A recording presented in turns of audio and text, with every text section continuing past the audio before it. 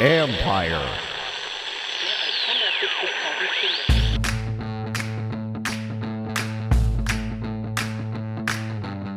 Hello and welcome to my podcast. Do me a favor, subscribe to the John Keim Report. Wherever you get your podcast, you're watching on YouTube, hit that like button, hit that subscribe button. You can find us there as part of Empire Media. That's AMPIRE.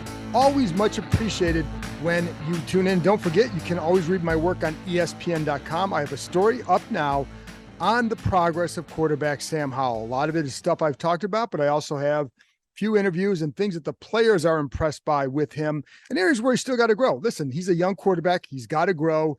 That's just the bottom line, folks. And there's still a lot that we don't know about him, and we won't find out about him until we get to a preseason game and then the joint practice with the Ravens and then more preseason games. How does he progress? That's where we're at right now. So when you watch him in practice, there are definitely things that you stick out, good, and sometimes things that they need to work on, but work in progress. So read the story, ESPN.com.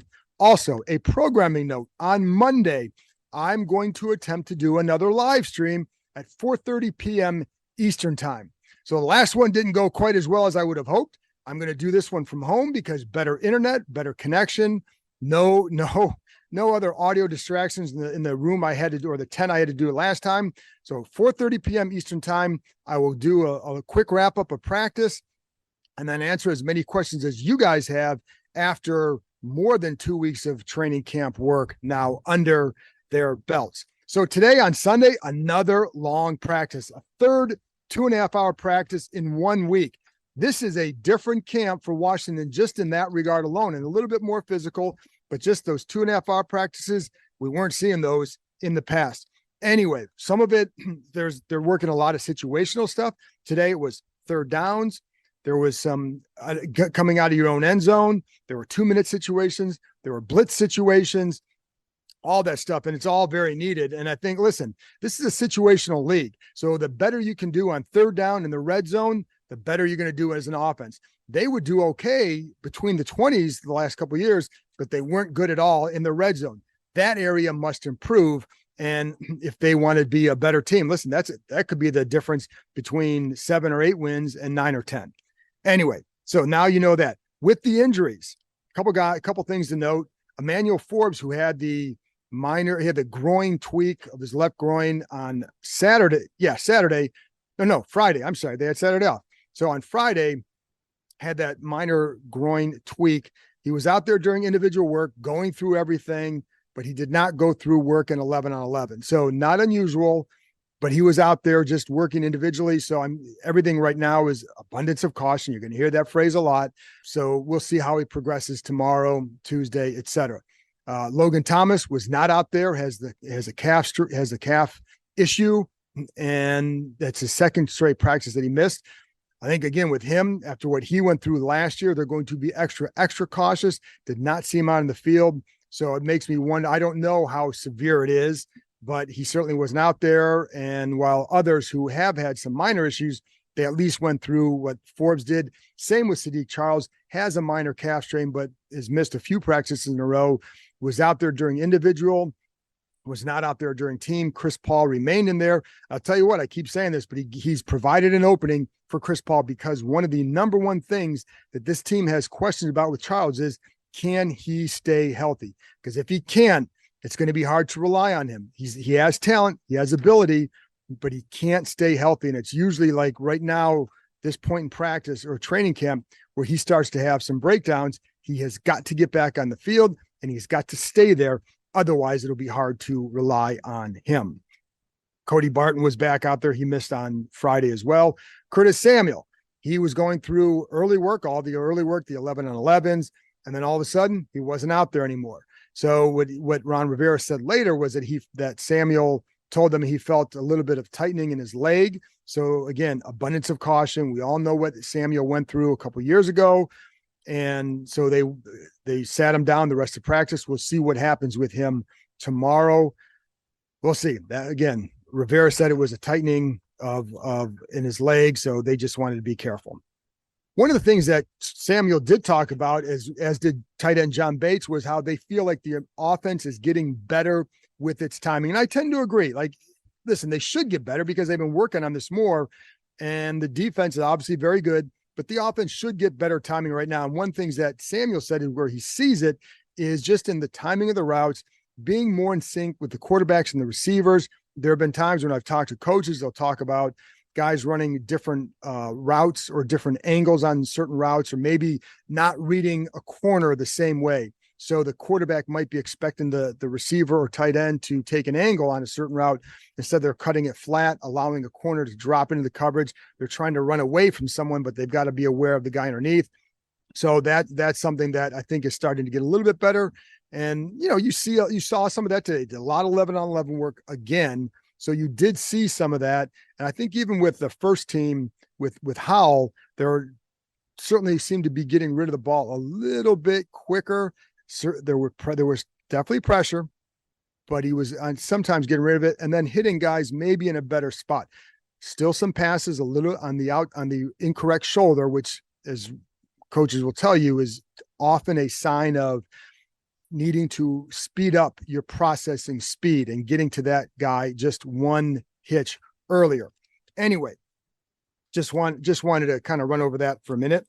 Let's talk about the offensive line, because there's get a lot of questions on this. And I think, the one word I would say is there's no need to panic with this group at this point. I don't think we really know what kind of group that Washington has with this offensive line. I have said this before. I think it's better than last year individually, and I think collectively it'll be better, but I don't know what that means yet.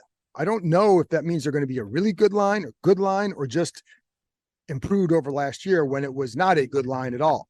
So that remains to be seen. I think it's really hard to tell in a practice when you're going up against arguably the best defensive line in football, or certainly a top 3 defensive line in football, and you're not game planning, you're not able to cut, you're not setting things up, etc. So that makes it difficult to fully tell. Even in those one-on-ones, there have been some pretty good results in there at times, but that's also set up for essentially your pass rushing.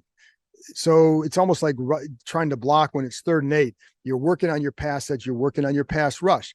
There's nothing to cause a defensive line in that drill or some others to hesitate. If it's going to be a passing drill, well, if you're a defensive lineman, you're not playing fakes. They're going to throw the ball, so you're not causing them to hesitate, etc. So there's a lot of things that you can help a line with that we haven't really gotten to see yet, to see what is the impact on them. I don't know, and I think one guy they seem to like a lot is Nick Gates, that they like his demeanor. It kind of gives them a little bit of a nastiness attitude inside. And I will say, I think some coaches were pleased with how the line reacted, and Sam Cosmi in particular, with some of the chippiness from the other day. And I think they want to see some fight back. And I believe they saw that on Friday when, again, Cosmi body slammed Fedarian Mathis. For some, it was a sign that they're getting a little bit tired of hearing some outside noise about how they've looked so far in camp, knowing some of the things I just told you. Again, it's not to say they're going to be this great line. I don't know. My point is, I don't know. And I do think they'll be better, but I don't know to what level. And I don't think we can just tell based off all the stuff going on here when you're facing a defense that should be really good, a defensive line that's one of the best, et cetera. Not making excuses, just trying to paint an accurate picture of where their progress is and why it may be hard to just fully assess where they're at right now, and to give them a little bit of time, because they still have to, again, new starters at 4 positions. It takes time. So, but I will say this, they do have to become a solid unit for them. And the team has to find a way to help them become a solid unit, because if they're not going to get to where they want to go. School is out and summer is here, so it's time to plan your next family adventure. With 8 different levels, 16 courses, 250 climbing obstacles, and over 4,000 feet of zip lines, the Adventure Park at Sandy Spring, located in Montgomery County, Maryland, is the largest ropes course and zip line park in the country. Beat the heat and join us after dark for some night climbing. When the sun goes down, the park is lit up, allowing you to climb under the stars. Check out their glow-in-the-park events for extra glow lights and music throughout the forest. Want to keep your feet on the ground? Grab a bite to eat from the food truck and give axe throwing a try. Perfect for first-timers or experts, their projector systems allow you to throw at traditional targets, play tic-tac-toe, connect 4, or even hunt zombies. Listeners of this show can get $5 off any ticket by entering the code KEIM23DC at checkout. That's promo code KEIM23DC, KEIM23DC.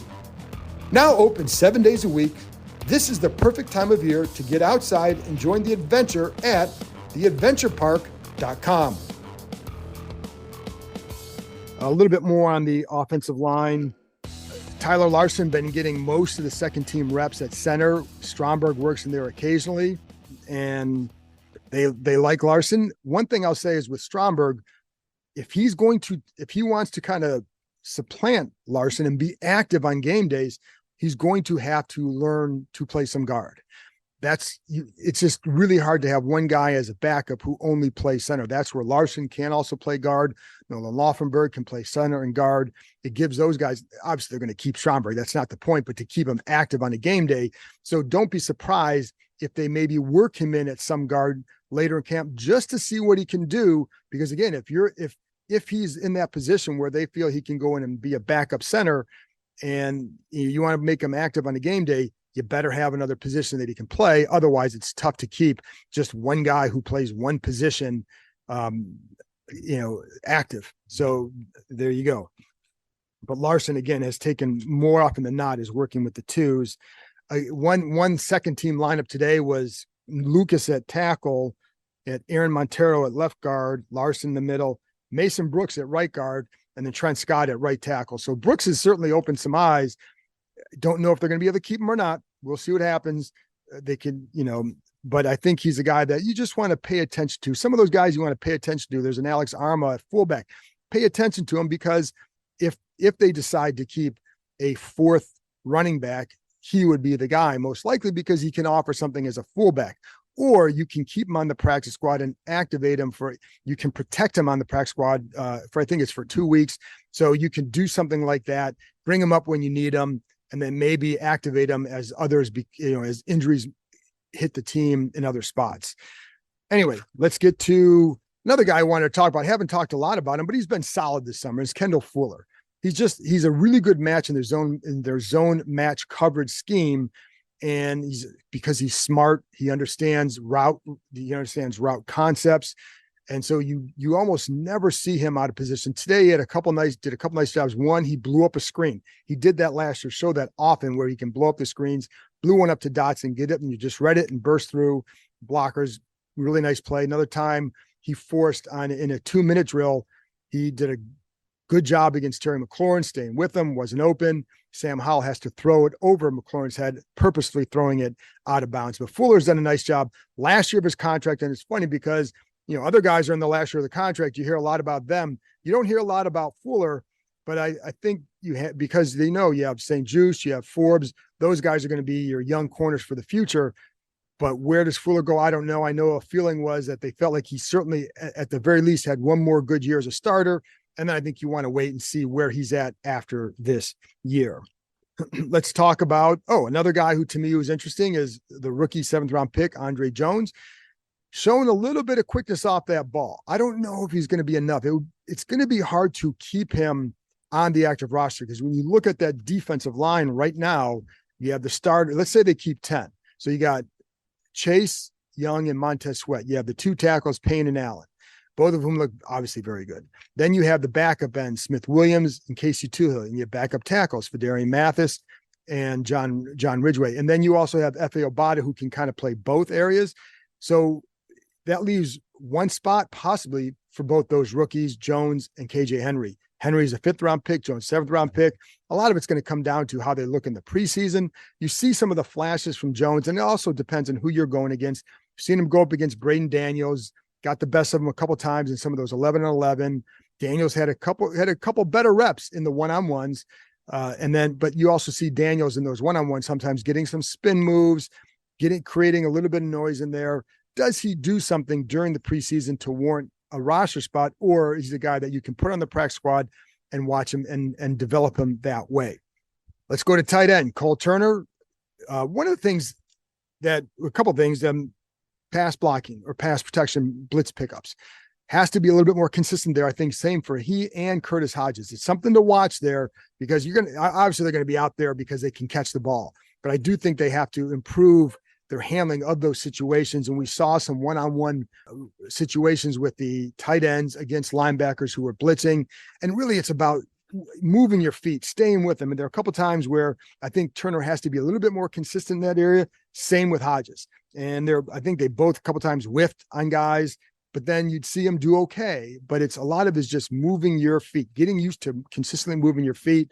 But as a route runner, Turner did a nice job in some of those one-on-ones when they stopped with the blitz pickup drill. So he has long strides. And it's funny because I was watching a video the other day from practice of he and John Bates, and I posted on Instagram. It was a story, so it's already gone. I think it's actually on the Empire Media page, on the Shorts page. So you just watch him, and like Turner has longer strides, but it allows him, they get to the same spot after about the same amount of strides. But I think those long strides enable Turner to maybe throw in another move before he gets to the top of his route, whereas Bates is kind of just getting to the top of the route, not a lot of wiggle to him and just cutting out. Well, on this particular, and today in the one-on-ones, I saw him try that, meaning Turner, against Derek Forrest, where he gives a little wiggle to the outside. Forrest bites on it. He cuts outside, and there you go. Or cuts across the middle, I should say. Now he's wide open. And just that's something that Turner seems to do pretty well. But I think a lot of it's that long strides, and he is athletic enough to sell some of that stuff. And sometimes that sell job too is you got to get your head right too. Because sometimes I see receivers and tight ends do this too. They might sell with their body, but they're not selling with their eyes. And if the defensive back's not looking at your feet, if they're looking at your eyes and you're looking over here, but you're trying to sell it with your feet over here, and I've seen this, their heads are pointing to where they're going, or their eyes are taking to where they're going. It's when you can kind of fool them with your head and your eyes, and then you can shake them off. And that's one of the things I saw with Turner on that video, where he gets his head a little bit more and maybe has the ability to create a little bit more separation at the top of a route. Montez Sweat having a really good camp. And I think the one, it's funny because with him, the one word you're going to hear with him all year, whenever you hear his name, the one word is going to be finish. Does he finish better? Because he's always in position to make a play. He's really good against the run. He's strong. And against Andrew Wiley, I'd say he's had his fair share of success, man. And today there are sometimes I see with Wiley, he's setting for a bull rush and Sweat goes outside. Sometimes he's setting for an outside rush and he's going to give him a bull rush and drive him back. Today I saw him beat him inside in the one-on-ones. And it was the only time I saw those two. They may have gone another time. That's just the one I was able to watch of them. But again, he's got to finish. And that's where that's going to define his season. Does he finish? Does he get that big contract because he finishes? Then I saw this is why I like these one-on-ones, because you watch like Chase Young gets Charles Leno to the inside. But what I really liked is how Leno recovered. And I don't know if Chase gets there or not, but I like how just Leno, and I talked to him the other day, it's all about hand placement, footwork in those drills. That's what he's working on. So this one, Chase gets him inside. He gets his right hand into Chase's chest or into his left upper chest and is able to recover with his feet. A good veteran recovery by Leno. And again, I told you that I saw some better balance from Braden Daniels, this time in a rush against KJ Henry. Juan Castillo got really excited about that. And then, sometimes there's other times where he's going to lunge too much. He's going to bend at the waist. He's going to let guys into him a little bit too much. You saw that 11-11. Again, still a lot of room for development with Braden Daniels. And I also thought Stromberg in the one-on-ones did a better job against both Fedarian Mathis and John Allen. And Stromberg's going to have to work on getting a little bit stronger, but I liked his reps today where I thought were better ones, and that's a good sign for him. So, all right. And so I think one of the other things I wanted to talk about too is just a couple plays with Howell, and some of that is just showing it. There's sometimes, like I said, he was a little bit behind. There was one time to Dax Milne, but sometimes he's doing that and it's like, okay, keeping it away from danger on that play. So that's why it's a little bit behind. And then I also liked, there was one route where wasn't quite sure where he's throwing it to the ball to. He had Curtis Samuel here, or Jahan Dotson here, Curtis Samuel back here, or no, reverse. I'm sorry. Dotson was in the back, Samuel up front, and the ball was over the top. I'm not sure in between them, and nobody was really in position offensively to make the play. Cam Curl breaks it up. If he doesn't break it up, the defensive back picks it off.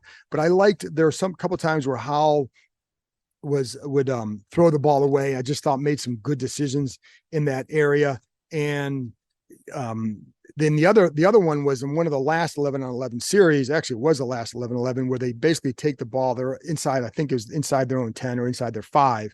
They start to drive there, and they had some nice runs there. And that's one of the things with the line is they've been pretty solid with the run blocking through most of the summer. And I thought Chris Paul is doing a decent job in there with that, among others. But I think just because he's the new guy right now with Sadiq Charles out, I think Brian Robinson's been doing a nice job running in between the tackles.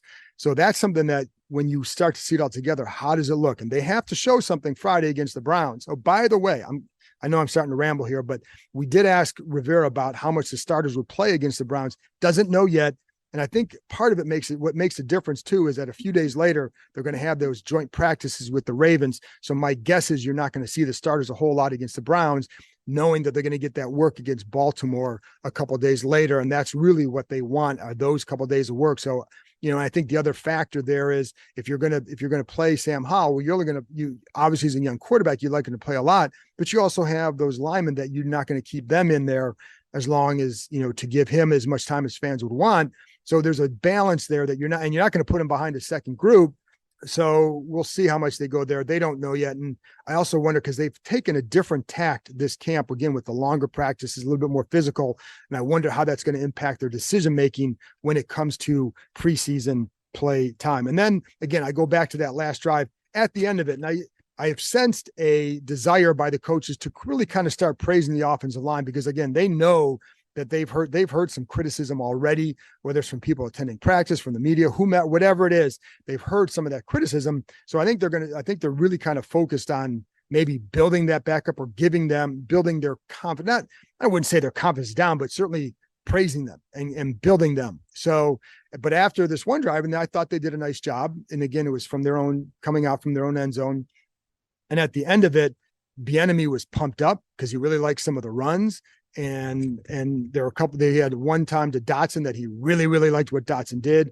But when the players are coming off the field and they're going to kick a field goal, they're coming off the field, he's telling them to dap it up, good shit. Then he said, no, and then he said, great shit. So I think he was pretty excited about that particular drive. So is it a sign of progress? Again, we'll see how this goes over the next couple of days, and then Friday against the Browns. And there was one kind of slightly funny moment, or whatever, however you want to define it, during a 2-minute drill. There was, after one play, Ron Rivera's on the field and the clock stopped, and Bieniemy was like, why is the clock stopped? And Ron said, because I call a timeout.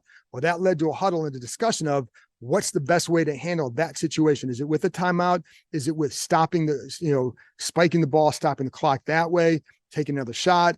But so it's just, that's what happened there. But that's what these moments are for. And so now All right, that's it from me. Again, 4:30 p.m. Eastern time on Monday, another live stream. I hope you guys can join me. Bring your questions. I'll answer as many as I can. And there you go. I'll talk to you next time.